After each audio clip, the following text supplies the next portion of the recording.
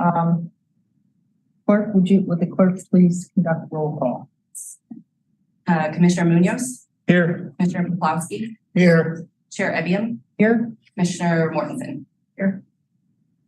And clerk, has proper posting of the agenda been established? It has. All right, great. Moving on to item 2, approval of minutes.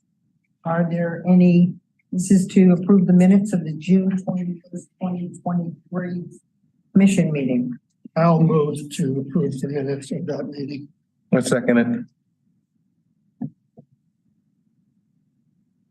right, Chair Evian, Yes? Commissioner Mortensen, Yes. Commissioner Munoz, Yes. Commissioner Poplawski. Yes. Motion carries unanimously. Are there any members of the public that like to speak?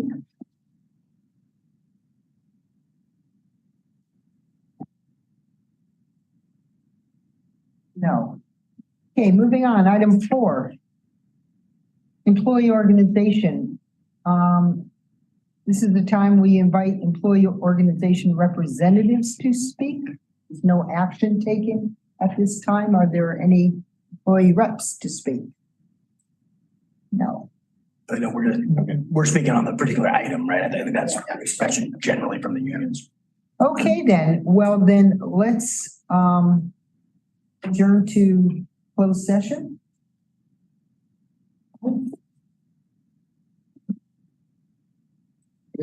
Yeah, so we have to ask if the room be cleared. And how about we get with, you want us to hang out? Yeah, if you want to sit down. Okay, all right. Thank you.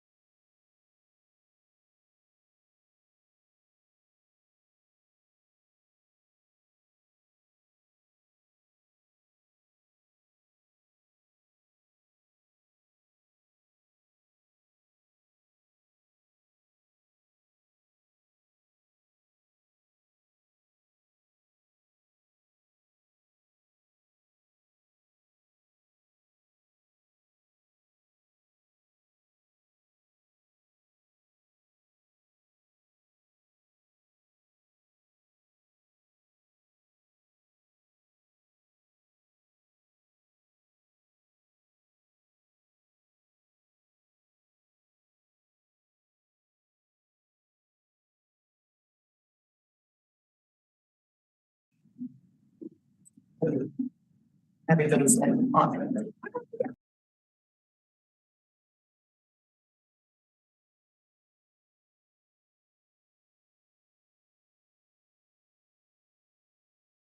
Coming out of closed session at 11, the request, was unanimous, the request to extend, the probationary period, pursuant to government code section 54957B was unanimously approved by the commission. Okay, moving on to classification studies. Item 6A, public health, new classification epidemiologist. And Brandy? Good morning, Chair and Commissioners. Brandy Delgado, Human Resources Manager. Before you, you have a new classification specification for an epidemiologist. Our request is to approve the proposed new classification or as modified by the Commission. At the request of the Public Health Department, Human Resources has created a new classification specification for an epidemiologist. The county continues to outsource and enter into contracts for an epidemiologist. And through Question is related to the budget and whether this new classification specification, is that planned for in our budget?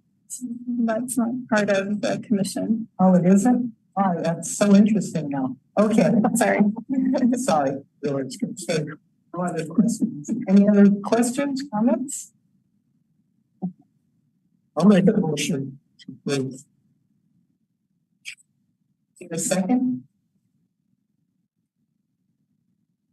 I'll second. Okay. Chair Evian, Yes. Modifications for Deputy District Attorneys 1 through 4, Chief Deputy District Attorney, Deputy Public Defenders 1 through 4, and Chief Deputy Public Defender, or as modified by the Commission. Human Resources was tasked with a complete classification study for the Mendocino County Public Attorneys Association as part of the 2022-23 ratification of the Memorandum of Understanding, or the MOU, between the County of Mendocino and the Teamsters Local 856, Mendocino County Public Attorneys Unit. During the course of the study, Human Resources conducted a detailed analysis of the positions, including analyzing individual position description questionnaires, which are also known as PDQ, completed by, at the time, current incumbents, conducted interviews with incumbents to obtain more comprehensive overview of work performed and to identify the typical duties and requisite knowledge, skills, and abilities and other job-related characteristics needed to perform the work, as well as addressed other benchmark counties for a thorough report. As a result of this study, Human Resources recommends the classification specifications for Deputy District Attorney 1 and Deputy Public Defender 1 be revised to remove the word trainee and to remove the language stating incumbents are expected to promote to a level 2 after 1 year of satisfactory performance. The level 1 for both positions is an entry level for a learned professional classification and is not synonymous with the trainee. Teamsters Local 856 MOU provides promotion guidelines for attorney classifications, which are in conflict with the current classification language to promote to a 2 level after 1 year of satisfactory performance. Human Resources also recommends all classification specifications in this study include new language to the working conditions.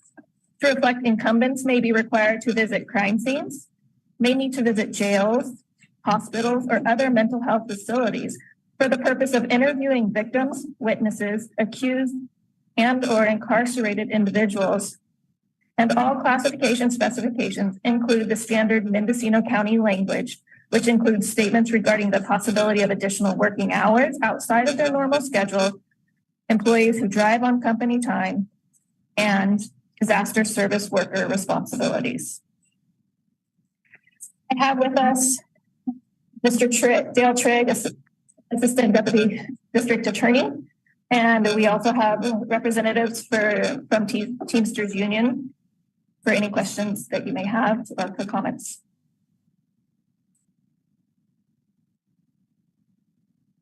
I have a question, if I understood what you read. that the language that was proposed to be deleted, incumbents are expected to promote to the deputy district attorney 2 class after 1 year, blah, blah, blah, conflicts with the Teamsters.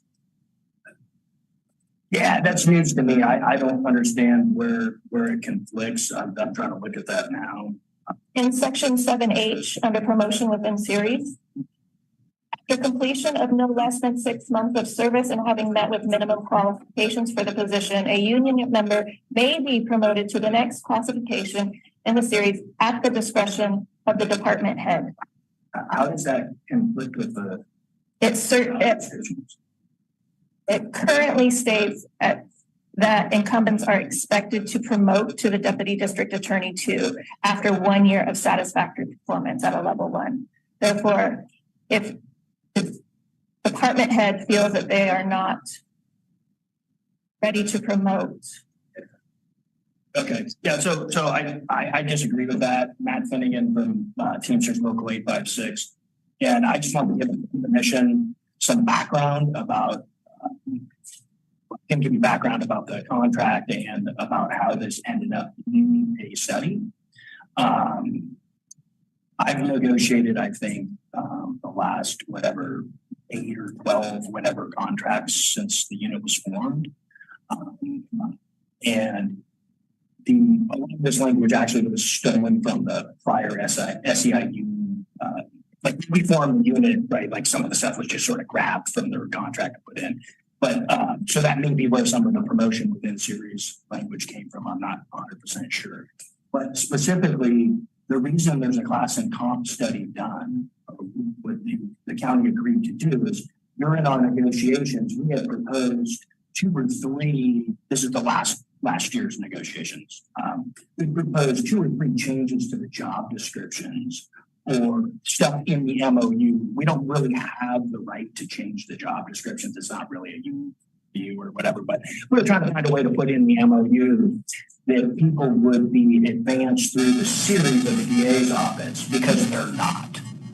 And the reason that's important is there's an industry standard in most of the public attorney's offices in Northern California that, you know, as you progress, like if you do a year in the DA's office, you become an attorney too, right? If you don't pass your year's probation as an attorney, you don't work there anymore. It's usually how it works.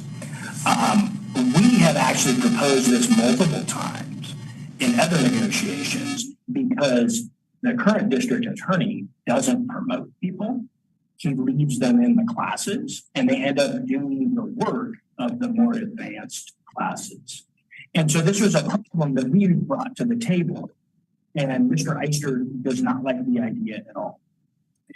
And so it was really a compromise between the union and the county about, okay, so we're not going to agree to your MOU changes or whatever we had proposed, trying to solve the situation.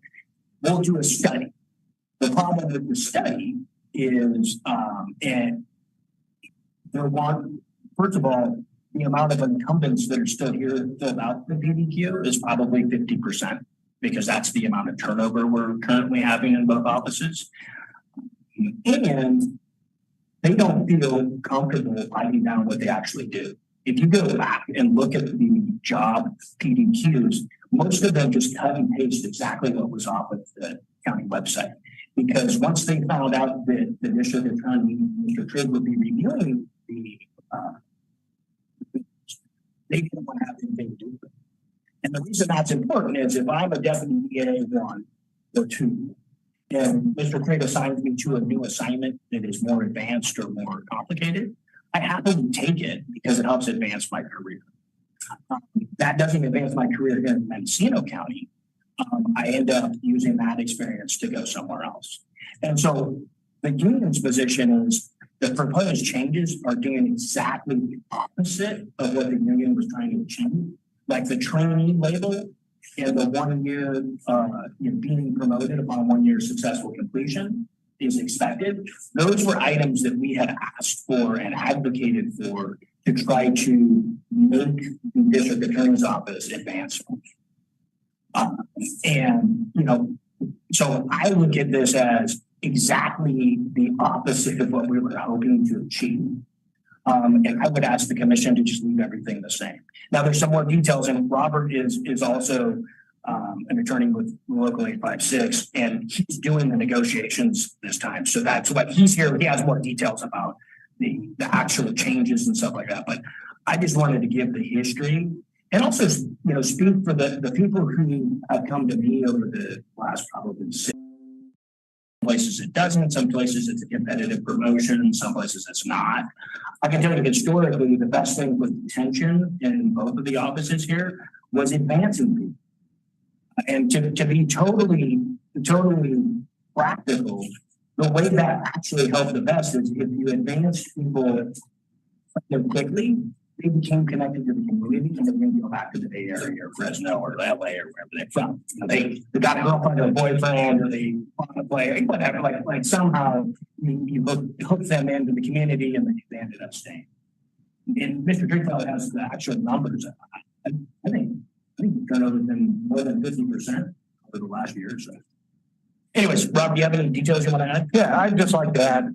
So I do have a lot of personal experience with this very issue because I was a career deputy DA in Sonoma County. I retired last year. I had been the Teamsters shop steward. I went to work for Teamsters. As a deputy DA, I moved through the series 1, 2, 3, 4. I started as a top step 4. I was in charge of our writs and appeals and the legal research unit, which supervised our law clerk program.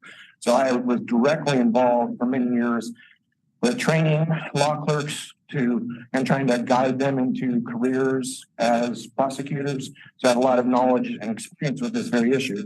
And I will tell you, when you see someone as a deputy DA1 after more than 1 year, that can be a career killer, especially when you're talking about people who are going on to 2 or 3 years as a deputy DA1. I think we all know Mendocino County, unfortunately, due to its economics, is at the bottom end of the pay scales. So you're having people, they have to get out of here in order to save their career, because otherwise, unless they're going to live here their whole lives, their resume is going to look terrible as soon as they start applying someplace else. And I can tell you from personal experience, reading lots of resumes and helping people get hired, you could always tell someone who was struggling at doing the kind of work because you would see multiple 1-year terms at different offices. So someone applies and say, oh, they were in Sacramento for a year, and then they were in Yellow for a year, and then they were, you know what happened? They didn't make it through probation because that's industry standard. So I know from my experience, if you did not make it through your first year, that meant you were not doing what was necessary, you weren't qualified, and you didn't pass probation. Now, there were times some people might have their probation extended or that sort of thing, but that was the exception, not the rule. So, I promoted after 1 year to Deputy DA2. I promoted after another year to Deputy DA3. And then generally it takes a couple of years before you're promoted to Deputy DA4, and that is often more competitive or you have to show more superior skills. So taking this language out, that it is expected to be promoted, is really the absolutely wrong direction, goes against everything that is a common industry practice. So, and I think Matt covered pretty much everything else, but I'm happy to answer any questions. But we object. This is absolutely the opposite of what we discussed at the bargaining table last year. And I think it's really unfortunate how the whole process went. And now we're, instead of trying to fix the problem, it's like we're trying to ingrain the problem into the classification so that it becomes permanent. Thank you, Dale Trigg, Assistant District Attorney. We obviously support the change, and a couple of things. There is a clear conflict in the language for the MOU as described. The main language is clearly discretionary, so that each candidate and each employee at the DBA level can be independently based on the merit, based on his or her job performance and the way they move through the class. So there is a conflict with the MOU. That's clear. Secondly, with regard to us trying to leave people in a class and making them work in a higher class, that's absolutely false. I've been here for 5 years, I was stuck in class. try to save money. I can think of one young man that joined us in January with almost no criminal experience at all. He came in as a DBA 1 step 2. And unless his performance drastically changes in the next 4 months before his 1-year anniversary, he will not only clear probation, but will be promoted to a 2 based on merit, based on his job performance, and because he's earned it. But to keep us stuck in a system where you're automatically going to promote up to an entirely new step after 12 months is overly restricted and limiting to us. We want to reward people. We want people to succeed. We do want people to step into the DDA 2 if they've earned it.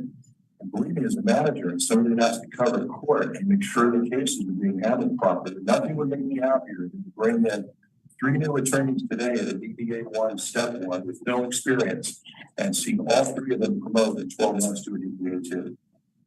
We just have to have the discretion to reward people for their merit and not be locked into limiting language like this. Did it say that has come up during reviews, and people have referred to this specific language and say, wait a minute, if I'm getting a satisfactory review, I'm supposed to move up to the next step.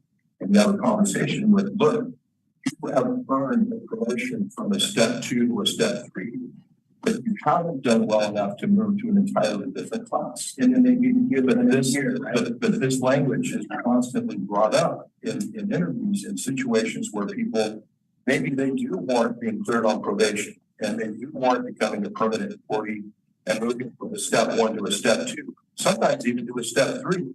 Again, it all depends on the individual attorney and how they've done. But I've been in reviews with attorneys that have been with us for a year where they have cited this language, and we feel like, and I've explained to them, well, we haven't done well enough to move up to a 2. But this is an issue that creates these false expectations with people because they think if they do 1 year with us satisfactorily, they automatically get moved up. And our position is nothing is automatic. It's up to you. If you do well, we want to reward you. We want to move you up.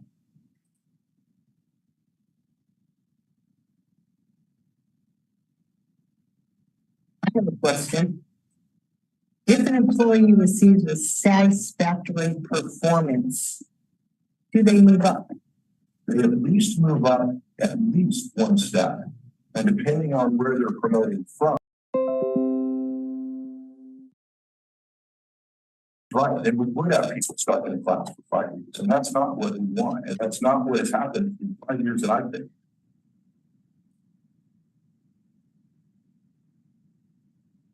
I would just respond, that's exactly the problem. You're satisfactorily performing your work. You've made it through your first year. You're worth keeping in the office, should be promoted. Well, that's my question. Yeah, so we're talking about 2 separate things. So there's a promotion to the next class, and then there's the step increases, right? So through the merit system, we have a little over. So a change to a different class can be viewed as a promotion. Yes, yeah, this is a series, so it's sort of like, Yeah. sort of mammy on how you advance, right? Like you can, like Mr. Triggs saying, you could go 2 or 3 steps in one class and then promote to deputy 2, or you could go from deputy 1 to deputy 2 and then spend a couple of years doing a couple of steps in that and then go to 3. And actually exactly what Mr. Triggs has described to me is the problem. It's people come in and go, hey, I'm doing a good job. And the expectation is that I'm going to get promoted to a 2 because that's what all my other friends and other DA's offices happens. And that's what I'm expecting. And then they're told on. So then I would believe it's a way. So I think the response from a candidate would be, I'm not staying here. So there's a what? A lump? What is that? But expectation of being promoted. Oh. Yeah, sorry, I was looking the other way. That's my original question. If an employee gets satisfactory performance review, does that employee get either an advancement of a step at least one step. Or we, Can I, yes, Brandy, I think I know where you're going with this. Yes, if an employee Yeah. passes successfully, satisfactory or above 1 year probation or 1 year of service, they merit to the next step. Currently, we have steps 1 through 5 in each classification. Yeah. So if we have a DDA 1 that's hired and has been here and successfully passed their first year as a 1 at, say they were hired at step 3, but as a DDA 1, they would then merit to either a step 4, depending on performance and what the department feels their performance has been. They could do an extraordinary merit to a step 5, or they could be promoted to a classification of a 2. Right. So typically after 1 year, if it's a successful 1 year of service, they will either merit or they will promote. And I can just tell you, in my 5 years, I've signed a lot more extraordinary merit increases than I have just a satisfactory merit bump to move up one level, because that's what we try to encourage. And again, you know, if you think hypothetically, if we look at bringing in somebody that's just passed the bar and has no experience, they come in as a 1, step 1. If the expectation is that in 1 year that person will advance enough to warrant moving an entire classification, we might have another attorney that comes in that, and I'll just think of the current example that we have, a young man that came up from Southern California who had paralegal experience with a civil firm, which is not directly correlatable to what we do. Nonetheless, we recognize that and started him as a DDA 1, step 2. So, you know, hypothetically, and this isn't hypothetical, it's Excel. He's done 5 jury trials and has been very, very good. Now, it's earned in my mind a promotion in class when I reviewed him in January of next year. But what if we started somebody right out of law school that did not advance at that same pace as he did? And maybe they just barely clear probation, or maybe we can extend that probation period. Under these rules, that person would be on the same footing as someone whose merit has warranted a change in classification. And we just think that is too limiting. And it isn't fair because you're treating 2 people who perform very differently the same. Question. So kind of building on that example. All of the assignments assigned, because I'm assuming some of that's kind of the luck of the draw. Like the cases that are popping through the system to ensure that everybody has equal access to be able to do the differential performance. That's a good question. And I can tell you that is driven 100% again by merit and aptitude. I do all of the felony case assignments. The DA can do whatever he wants, but generally speaking, felony cases come to me to assign out felony attorneys. And misdemeanor cases go to, currently we only have 3 DDA 1s right now. Goes to the one young lady that has the most experience in the class. And she distributes the cases based on a number of things, how many cases each attorney has. And based on the skill and ability of the individual attorneys, are they ready for this particular kind of case?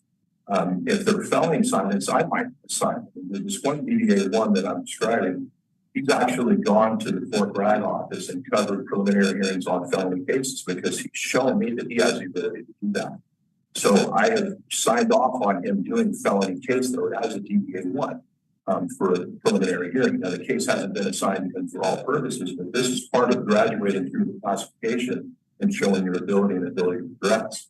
What we can't do is be put into a box where we say, okay, you've been here now for 6 months. So now we're not going to give you just the simple DUI cases, which are oftentimes are easier for a young attorney to prepare because you're dealing with professional witnesses who are used to testifying, they're reliable, you know they're going to come to court and get written reports. Some of the other misdemeanors, for example, a domestic violence misdemeanor, A lot more difficult, a lot more challenging, because you have witnesses that change their stories. All of a sudden, they don't want to cooperate with the prosecution. You don't know if they're going to come to court or not. So that requires an entirely different skill set. But we can't be in a position where we just say, well, you've been here 6 months, now you are able to handle a domestic violence case. It's all based on your demonstrated ability of performance. And that's how those decisions are made. Again, it's the old expression, to whom much is given, much is expected, right? I mean, that's kind of the way we operate. And this guy, this DDA one, we're loading him up. And part of that is because we're socially capped. Part of it is because he's shown the ability to do it. So again, we want to move people up. We just want to have the ability to do it in a logical and fair and consistent manner. My name is Art Munoz. I'm retired in the sheriff's office, and I see it as a supervision training issue. We had deputies, and I make sure they received a lot of training. And if I had to extend their probationary period, I extended it. But it was a training and supervision issue. And I'm happy to hear that things haven't changed since I was a negotiator for the Deputy Sheriff's Association. There was a massive wave of people leaving here to go to Sonoma County, to go to other agencies, because we were a training ground, and you still are. I suggested 30 years ago that we have excess interviews. They all laughed at me. That would maybe help you. Why are people leaving? It can't be just the money. I came from LA, where I was making as much money as the sheriff here. In 1974, I was making as much money. I left LA for the country. So there's something else. There's something else going on that we may or may not know. But it's interesting. What I would just almost wanted to chuckle. I was discussing this with the negotiating team. I just trying to remember the CAO. I can't remember the real. He was all this fancy stuff on the board. I said, you know what? I took the same class at Golden Gate University. Let me do the other one. So that was interesting to see you talk. It was a nice presentation, but I've been there and done that. Yeah, so I want to get back to a question of clarification again. I need to hear from both sides. Has there been a situation where an employee, a deputy DA class, deputy DA 1, that has received a satisfactory performance and not been promoted to the next level? Has that occurred? Can you say that as well? Would be the next step or the next classification? Either one. Either the next step. I'm intuiting that going to another classification is a promotion. So whether it's a step or a reclass or another classification, the benefit to the employee is there. So has there ever been I'll let Mr. Trigg answer this. I don't get to see all the personnel files. We only get to see the people who come to us. okay? I go right through people's personnel files.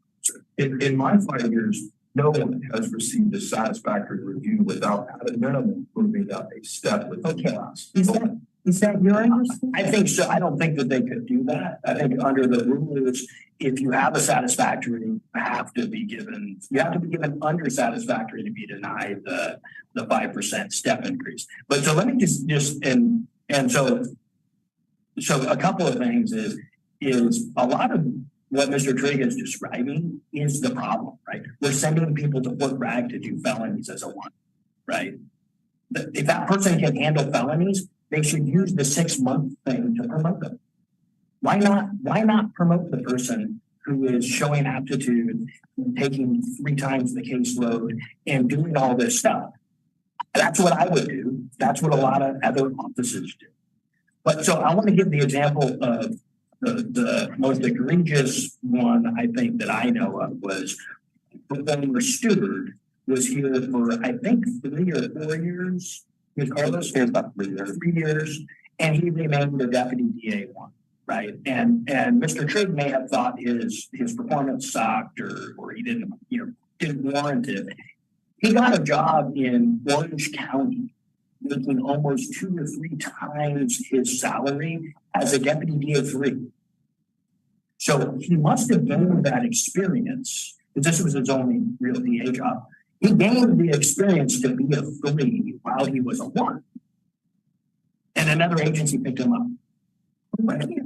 speak to the policies of another agency. We can't speak to the pay scale, but did you receive unsatisfactory performance? Not that I know of. I know at the end, there was quite a falling out. So why was it promoted then? Why don't you use him as an example? Number one, he didn't go to Orange County, he went to Ventura, and my understanding. Oh, I'm sure. Ventura. I think they took him on as a 2. They might have taken him on as a 3. Okay. And maybe that was on the strength of what he did here, his experience here. Maybe that fit their criteria for bringing someone as a 3. I don't know. But what I can, and I don't know that he was here for 3 years. I want to say he was here for 2 years, maybe somewhere between 2 years and 3 years. But he came in as a DDA 1 step 1, if I remember right. And then after his first year, he didn't warrant moving up in class to a 2, but he did warrant an extraordinary merit increase, and he got one. He moved from a step 2 to a step 4. And he was told this, that he's going to promote up to a 2. Well, then he ended up leaving and going down to Ventura County, but he was told he was going to promote up to a 2. And he had a satisfactory review right before he left. So it hadn't happened yet, but he was told it was going to happen, and he had already made the decision to leave for a variety of reasons. So that's what happened with him. I can think of another young lady that we brought in that started a year after he did. Yet another example of someone that we brought in, and after 1 year, she is totally knocked out of the park during her year. She was great. Well, she promoted to the next class. We could have, that was our practice, to keep people in a class and have them do work that exceeds that class description. There are no examples of us doing that, but here's another example of someone who we didn't do that with. She did really well, so she blew through step 3, step 4, step 5, and we moved her right into a DDA 2. We promoted her up in class. We did not keep her, hold her back and move on. I can't think of any times and examples where we've done that. Yeah, so I just have a comment. So the person you're talking about is the person who created the last issue. So that was Jordan Sequeira, Dave Eisters, Hal, and Fieldman, the person that held your job prior. And she was the only person out of the class of people that was promoted to the 2 after. And everybody saw it, and everybody was very pleased. Well, Mr. Duarte saw it, and I explained to Mr. Duarte and Mr. Raines, who had been hired a year before Mr. Sequeira. And I told them, after they were upset that she promoted up, I just told them, I said, she's outperformed you. And the fact that she is the daughter of my predecessor and a friend of Dave Eisters had nothing. I did the performance review. Nobody else did. I did. And I specifically told her, you earned this promotion, not your dad. You earned it. People are not. They can believe what they want to believe. And I would guys that have been in the office longer who she passed because she earned it. In my evaluation of her work, and I think if you talk to the defense part, I think if you talk to the judges and you give them 3 names, who was the best performer out of these 3 names? 100% of the time, they're going to say Jordan Sequeira. That's reality. I would just add that's part of the cognitive dissonance of the district attorney's current approach. With Carlos Duarte, performed satisfactorily for a year, expected to be promoted, was not. But then they give him the additional merit increase. So they're acknowledging he's doing a great job, but not promoting. And that's what I think it's important to compare with the industry standard. If you don't promote after 1 year, you're doing something wrong. That's what that means. When you look at this, did that person's performance warrant sufficiently to move up to the reclass? Or was it just sufficient enough to do the step increase? You got an extraordinary merit increase. So he went from step 2 to step 4. Again, there's a continuum. There's no bright line rules. And in this case, we felt like his performance warranted an extra merit increase, but it didn't warrant a change in classification. But that was our discretion by evaluating his judgment, his performance. And we base these not just on what I think. I actually go to judges, talk to judges, because I can't do it every courtroom every day. But I ask the judges and I get input from them. How is so-and-so doing? So I base my evaluation in large part on what other people are telling me. And based on those 2 examples, One person deserved an extra merit increase, one person deserved a class increase based strictly on their performance. And this language is about promotion from a deputy DA1 to a deputy DA2. It's not about steps.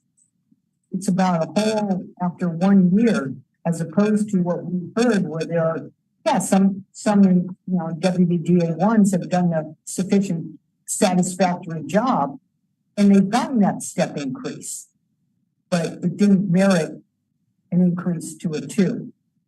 And that's, So I want to clarify something, and then I'm not going to make any more comments. Okay, is the current system, the DA's office has 100% discretion to do whatever they want as far as how they're going to do something. They don't have to promote someone under the current language. They don't have to do it. They don't typically. And so what we're changing it to is to allow them to do it less. Right? That's the objection. Is they do whatever they want. Right? And we wanted to change that. We lost at the bargaining table, and now they want to fix it a little better so they can do more of what they want. So that the objection is, it's not even staying at this level. We're sliding back down the hill. and I would point out again that this is exactly part of the problem why they have a difficult time hiring, because it's a small, group of people who are prosecutors and work as law clerks while they're in law school, that kind of thing. If your office isn't getting a lot of applications, it's because word has gotten out that is not a place you want to go, because you're going to be in a dead end. You're not going to promote. It's whatever Mendocino County does in their, the DA's office in its own little world. This is a career that, when you're a prosecutor and you leave one office, there's no private prosecutor offices, right? You go to another prosecutor's office if that's your career. And that is the same throughout the state. And what I was talking about at the beginning, that if you don't promote after 1 year, you're going to have to explain that in interviews when finally after 2 years. And I'll clarify, Carlos Duarte was here for about 2.5 years.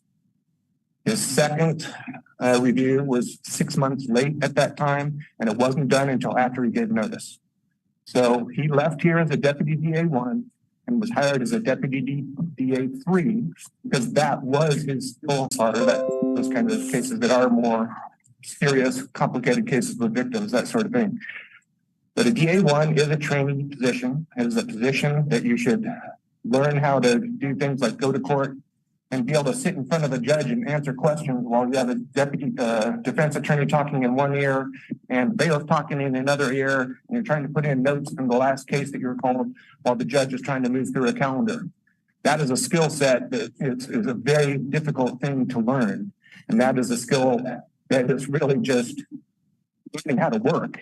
So the more complicated litigation does come with more time, but that is a tough thing to do. So what's the objection of having some skin in the game?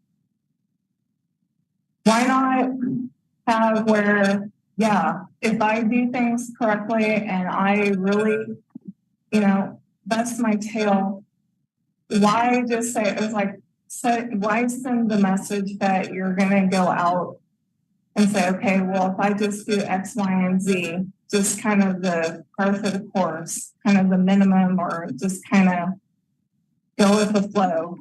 And it was like, okay, I'm automatically going to get promoted. Why not have some skin in the game? Why is the union objective? So hold on, let me answer that. So that's not what's on the table. The table is 100% discretion by the DA's office. There's one line that says there's an expectation to be promoted. So really all we're asking for is to keep it the same. Right. So, and I understand what you could be, but no, I'm going to answer your question. I'm going to answer your question very directly. The reason is nobody thinks that Mr. Trigg or Mr. Eister is really going to promote them. or promote them as quickly as they will somewhere else. And what they won't do is put that down in a PDQ because they think they'll get sent to Fort Bragg to go do stuff or be punished for it. Thank you for putting in Fort Bragg. Yeah, we kind of that as a first. Oh, no. I'd like to go to Fort Bragg. That's an hour and a half drive each way. So if you live in Windsor, because I got transferred to the Fort Bragg court before they fired me. I can drive to the Lynn County courthouse sometimes faster than I can drive to the Fort Bragg courthouse. So as a commuting employee now that lives in Kaya, right, where do I want to go? I think those will get reimbursed for that. But when people go to the Fort Bragg office, they leave from Ukiah in an office vehicle. They're put up in a hotel at county expense so that they don't have to get on the road at 7 o'clock in the morning. So, it's viewed favorably by people. They think it's a change of pace, gives them a chance to go do something different in a different place. They look at it as a positive, not as a negative. I'm just concerned about having the expected into the thing because I just think that it's setting a false expectation. It's saying that I can just kind of do mediocre and then it's like, okay, I'm gonna get promoted. And I don't. So I understand that concept, yes. Necessarily want to send that message. Right. No, and I do, that's a concept that I think a lot of people, including myself, like you struggle with the difference between merit and civil service and like, are you gonna just automatically get everything from doing the absolute minimum, right? And to me, the balance is you're working for a government agency. And so who's in charge may change, the atmosphere may change, and standards could change on your evaluation, and the merit system's there to protect employees. But I understand exactly what you're saying, but I just wanted to make sure that the point is that's what currently exists. And people bring it up in the evaluations and they don't do it. So what we want to, what is being proposed by HR, the department, or both is to change it so the employee can't even say, hey, look, I think it's an expectation. So No, they can bring it up just because it's not in there. There's no reason why it's not. it could happen. Absolutely. And that has happened during reviews. People have asked, well, why am I not being moved up to this classification? The answer is performance warrants a satisfactory review, or your performance has earned an extraordinary merit increase, but you're just short of promoted class. And I've explained that to you. But this language is very detrimental and very limited because, like you say, it does create an expectation that I can stay and I can do the minimum that I'm going to get to next year. And that's not reality. How are we preventing bias or the old boys network or, the wall pat your back? I mean, how are we eliminating that in the performance review process? Is that 5 years ago as an living state. I'm new to the community, we know I've been there for 5 years. I don't have favorites or people that I look down on. I know what's best for the office. The only way I can answer that is that I try to treat everybody the same and fair, and I try to encourage people to stay. I try to encourage people to move up. And when it comes to assignments, like I said, I give assignments based on demonstrated aptitude. And they haven't given you examples of people that we've held back in a class for an extended period of time. I can give you examples of people that have promoted well before that we would need to, even if we changed this and took this language out. That doesn't change the fact that I'm motivated by wanting to hold on to good people and to promoting them up. And this guy is coming up for review in January. I wish he's coming up for review next week so that I can tell him congratulations here too. But we have to be fair and be consistent. We have to wait for his probationary period. But we want people to promote and to excel.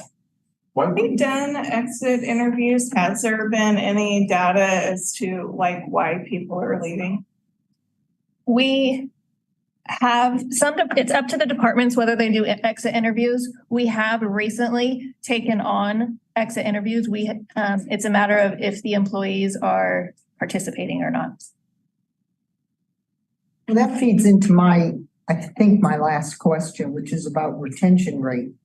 And if that wasn't an issue here, would we be even looking at this? I think it can muddy the water somewhat when, if the county is having a hard time not only recruiting people to fill the positions, but retaining them. And whether or not this is the reason why. I don't know, that's not exactly a question, but I don't know if you have a comment. I'd say it's absolutely a retention issue. Yeah. If you're not promoting after 1 year, then you better leave because you're gonna have this permanent stain on your resume. Why were you a deputy DA1 for 2.5 years? That's extremely unusual. I mean, But yet there's 5 steps, yes? people aren't looking at steps. If you're applying for a job, they don't care what step you were at. I mean, unless you're top step 4, that means that you've reached the very highest level as the most experienced attorney without going to management. But in terms of steps themselves, I mean, it's nice to get a raise, no doubt about it. But it really is that promotion to DA2 that is critical, both in terms of feeling, as an employee that, hey, I'm making it. It is a motivating factor. There is skin in the game because you want to promote. And that is even within the office. If someone doesn't promote on time, what's wrong with that guy or that gal? What are they not doing right? And so and everybody else in the courthouse knows too. I can't believe he's been here that long and he's a deputy DA1. When it's sort of like a professional insult to your qualifications as a deputy DA. And again, there's a very limited world for prosecutors. We all go to the same conferences at California District Attorneys Association, right? We talk to people and you go to that conference and you say, yeah, I've been at Mendocino for, since law school. And what step are you? So in your opinion, why would someone be stuck in the deputy DA1 classification for more than 1 year if they received a satisfactory? Yeah, that's. Why would they be there? I don't know, because doesn't make the sense. office decided to just give them a step instead of a promotion. Right, and as Mr. Trigg just said, Carlos Duarte, extraordinary merit, but not promoted after 1 year. Makes no sense. It makes plenty of sense. There's a continuum. It's not this or that. Sometimes there's a middle place, and that's where he found himself. What would Mr. Duarte say right now if he was here? Oh, I can tell you. Yeah, I've had many conversations with him. So Yeah, I've done a lot of investigation. So yeah, so he was here with his family. He wanted to be a part of the community. He tried to stick it out. When his second year, he still hadn't gotten his review for 6 months. He started looking for jobs elsewhere. And when Jordan Sequeira got promoted. Yeah, and the Jordan Sequeira issue. correct me if I'm wrong, Matt, but wasn't Sequeira the guy that wanted to sue the county for some wages? Yeah, that's it. That was the father. I remember now. Yeah. And I can't believe attorneys don't write stuff down. Yeah. This almost makes me think of, in a certain way of it, as an extension of probationary period. And somehow there's a connection to that in my head, that when someone is in a deputy DA1 position for 1 year, but the DA's office doesn't promote them to a 2, in a sense, it's like, well, we're going to extend that probationary period for them as a 1 before promoting them. I kind of think of it like that. That's the Except for your. leeway that they. But they're not in probationary. But Yeah. No, they're they not. have the I know, I realize that. To their job. They're not, no, I know that. They're not probationary. But you're thinking that it's the same kind of decision-making process. That it's, in a sense, the result is the same though. It's not the same. Okay, but we'll leave it. I would like to say, and maybe this is totally inappropriate, probably at time, but this thing started out with a presentation. Through negotiation periods, the union wanted to come forward with some language, a study that would improve things from their position. HR did something And this is the result of it. And they feel it's a step backwards. So the district attorney's office is in here now defending acceptance of this because it's another step in their direction.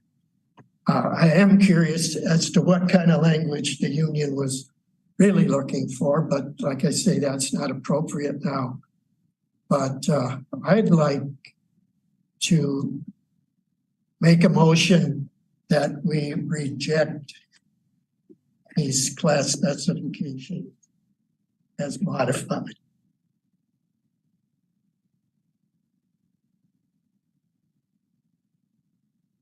That we reject the modifications so that the language Stay the same. stays. No.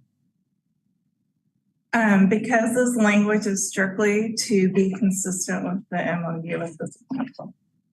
It's just to clean up and to remove that conflict. It's to be in compliance with the MOU as it currently stands.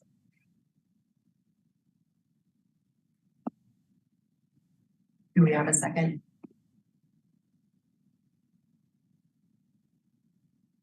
Doesn't look like it.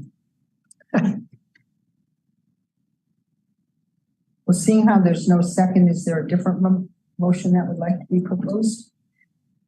I move to accept the changes as stated. There is one correction though on this. What was it? One of these where it has the material, equipment, and use. It needs to be bolded like the other ones. But that's just a minor formatting. Is it the one? It's one. It's the one? Yeah. That's a strong person.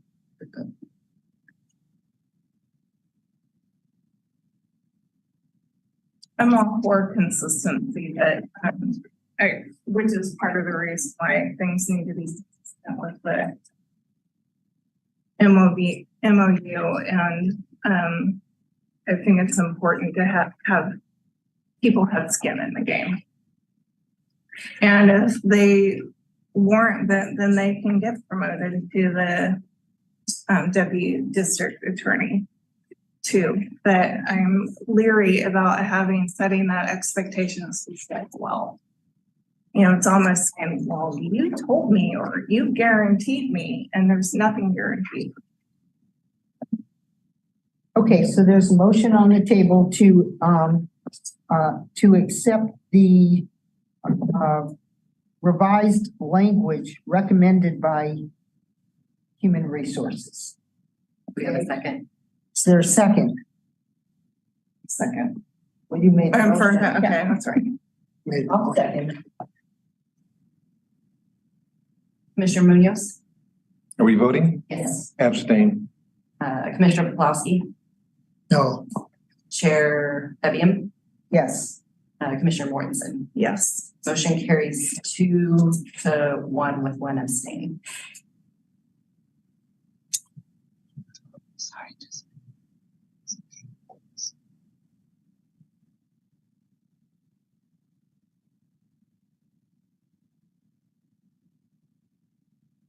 That concludes that portion of our agenda. That was item 6. So moving on to item 7, other business. Request for suspension of Civil Service Rule 7, Section 2.8. And is there someone from the county? Yeah. So good morning, Commissioners. Denise Bartlett, my HR manager. You have before you a request to continue the temporary suspension of Civil Service Rule 7, Section 2A. The original request was approved by this commission on August 17th, 2022. The conditions of the suspension are specific to sworn public safety officer positions and allow HR to share the names of the contact information of applicants who have passed the minimum qualification screening but have not yet taken the exam. Once the names are shared, the Sheriff's Professional Standards Office personally reaches out to applicants to engage them in the process regarding the position, to answer questions, ensure the applicant understands the examination process and the time that it takes, the expectations of the hiring process. This pause has assisted the department with recruitment efforts. For instance, in 2022, a total of 12 regular corrections deputies were hired, and 13 have been hired since January 1st of 2023. We ask that you continue this pause for the benefit of filling these critical positions, and please let me know if you have any questions, and also Under Sheriff Brewster is online to answer questions as well. Thank you. Commissioners or comments, questions? No, this program has seemed to be a benefit. Yeah. Okay, is there a motion? I'll make a motion to extend the suspension. Is there a second? I'll second Chair Evian, Yes. Commissioner Mortensen, Yes. Commissioner Poplawski, Yes, Commissioner Munoz. Yes. Motion passes unanimously. Thank you. Item 8, is there a report from the HR director today? Not even here. I know, but in love. Cheryl? I believe there is a report at this report today. Well, in light of that, I suggest we adjourn at 10:12. You know, Let's, for next one. that was interesting.